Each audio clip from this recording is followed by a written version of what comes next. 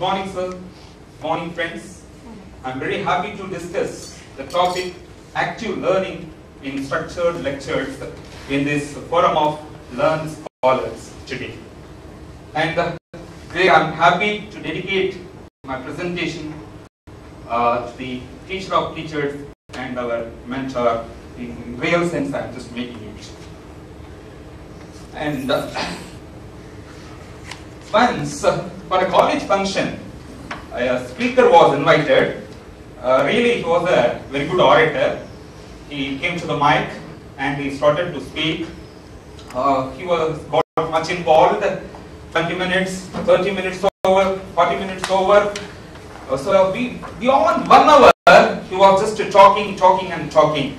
When it reached 1.5 hours, the people became impatient, and one among the audience stood up with a gun in his hand, and he was focusing on the first dais, and the speaker trembled in fear, and the man with the gun said, "My dear speaker, you don't get afraid of it. I'm not aiming at you. I'm just looking for the organizer who has invited you." Yes, my friends, really, nowadays, an individual talking 1 hour or 2 hours or 4 hours together, and others just listening to the individual, that trend has totally gone. Even in classes, one man talking for 50 minutes, consequently for 50 minutes, 60 minutes, with a non-stop talking, really the people are getting bored with it. Actually, that we are calling as conventional lectures. Here the author of this article, Alan Jenkins, he has dedicated 15 years of his service for experimenting various types of lectures. And he says that the conventional lecture, actually within the first 20 minutes, the students deteriorate. Their learning, their attention, everything deteriorate, and they are passive. Okay, simply they will gaze at the lecture very mutually. They will gaze at the lecturer. And no, there is a Chinese proverb: "Tell me and I forget, show me and I remember, involve me and I understand." Yes, my friends, when you are making efforts to bring your students into your lecture, when you are involving them much, then the students are getting involved, that they experience the active learning process.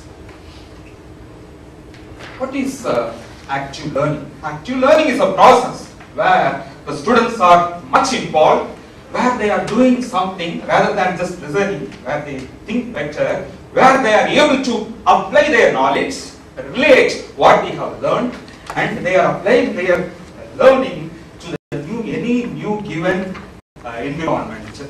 If we are making the students, bringing the student to that stature, that is called active learning. Okay, apart from the lecture, lot of things we are doing: role play, management games, case studies, all these things we are doing. Yes, really, there is much involvement of the students. Here is in the active learning, Jenkins also has done lot of things. He has taught through individual projects, group projects, discussion of assigned readings, simulations, student presentation, debates. All these things he has done. In all these things, students has got much involved, and he found there was active learning. But he has done all these things in a smaller group, 20 students or 30 students. They are more appropriate when the group is having a smaller number of people. But he has done for 50 students, 80 students, 100 students, 120 students. When the group is large, when the class is consisting of larger number of students, how can we apply all these things? There comes the need for a lecture, not the conventional lecture. There comes the new concept, the structured lecture. Actually speaking, there is nothing new in it. Every day I'm giving you the monotonous dish for eating, the same dish. And you will just get bored with it. And on one day, I'm just taking the same dish, breaking into pieces, and adding some side dishes, some great, delicious gravy, and excellently I am serving to it. Really, you will love to eat it, the same dish. In such a way, the same 50 minutes lecture, we are just breaking into so many small parts, and in between we are adding some exercises, some problems, some group discussions, group tasks. All this we are giving, we are making it delicious. If I am giving it to you, really you will love to learn. That comes the concept active learning. Here, Jenkins says, even before my hour starts, the students get much involved. Before the hour starts, they just prepare, they know the custom of the class, they arrange for the class, for separate arrangement, in group, 4 or 5 chairs in half circle they are putting, and the 3, 4 in the group they are just sitting, and the already prepared handouts they are taking, and the handout there is a space for writing. When the lecturer is giving lecture, there is a space for writing, and they involve in discussion, they involve in the group task. All these things they are doing in such a way the students themselves are they are facilitating the execution of that structured lecture in the particular hour. That comes the active learning. This is the structure he has given. Okay, not standard one, for an idea. Structured lecture. Okay, the structure for a structured lecture.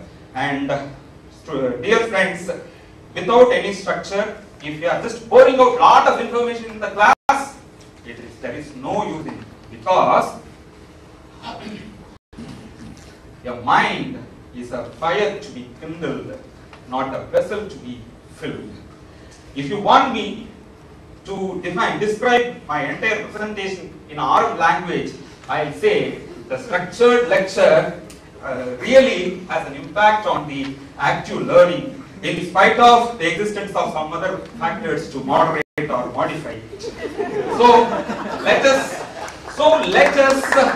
structure our language, structure our lecture. If we think we can, if we think we can, we can. If we think we can't, we can't. Let us structure our lecture well and inspire our people. Thank you.